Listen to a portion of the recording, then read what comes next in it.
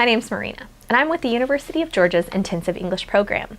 I recently made a video with tips on how to do the Writing Task 1 on the IELTS, so today I'd like to give you some similar tips for the Writing Task 2. The writing section of the IELTS lasts 60 minutes, and during the 60 minutes you have to complete both Task 1 and Task 2. They recommend that you spend about 20 minutes on Task 1 and 40 minutes on Task 2.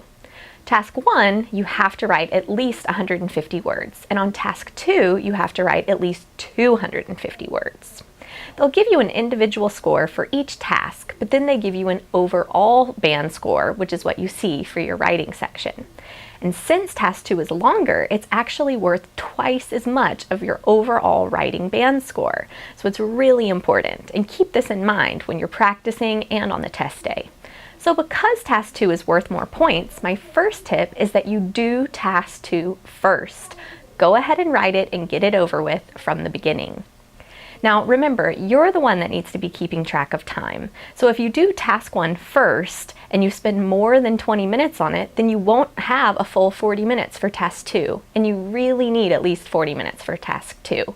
20 minutes isn't a lot of time for Task 1, so it's easy to go over there.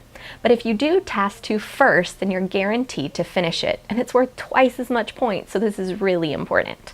So do Task 2 first, spend about 40 minutes on it, and when the 40 minutes is up, set it aside and work on Task 1, but at least you'll finish Task 2. For Task 2, you need to write at least 250 words. Just like I recommended for Task 1, it's best if you practice on pencil and paper so that you know how much of your handwriting makes up 250 words, and that way you don't have to count each time you practice, and more importantly, on test day. You can even find the official IELTS paper online that you'll use on the day of the test. So if you print this out, you can use that paper to practice, and that way you'll know exactly how much of your paper takes up at least 250 words. For Task 2, I'd recommend you write between 260 and 280 words. That way you're guaranteed to write over 250, but you don't write too much and end up making more mistakes.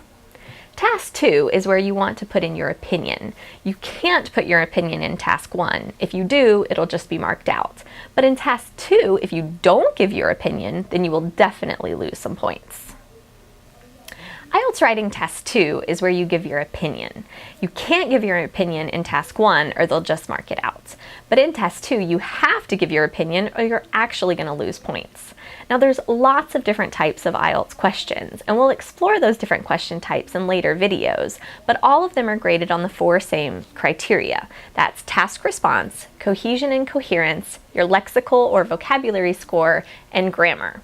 Now they're going to be looking for you to give a clear message, have a wide use of vocabulary, and have good grammar. That's what they need you to see in all of your different writings. Online, you can find the IELTS rubrics and see exactly what they're grading for. You can look at, for example, what the difference is between a band 5, 6, or 7, and you can see exactly what you need to do. But remember, the Writing Task 1 and Task 2 should be written in formal academic English. This means you should not use abbreviations or contractions in your writing.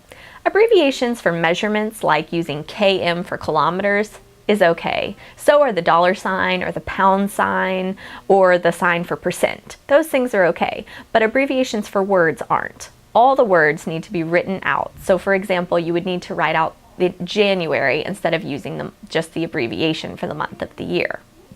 To score well on Task 2, you have to give your opinion. Then you have to give reasons for your opinion, and finally, examples to support your opinion. There is no right or wrong answer. What is important is that you support the opinion that you give. Part of your coherence and cohesion score is that you have linking words, not only between your sentences, but also between your paragraphs. You must write your answer in paragraphs. So you should have an introduction and a conclusion, as well as at least 2 body paragraphs. In other videos, we'll discuss more about how this structure should work, depending on the question type. But it's important that you have paragraphs no matter what kind of question it is. If you write just one long paragraph, then you will lose points for this. So again, make sure that your paragraphs link together. Your last sentence should follow into the next paragraph that you write. And that's part of your coherence and cohesion score. Finally, you cannot score higher than a band 6 if you don't include a variety of sentence types. In your writing, you should have simple, compound, and complex sentences so that you can show them how you can write and the good use of your grammar.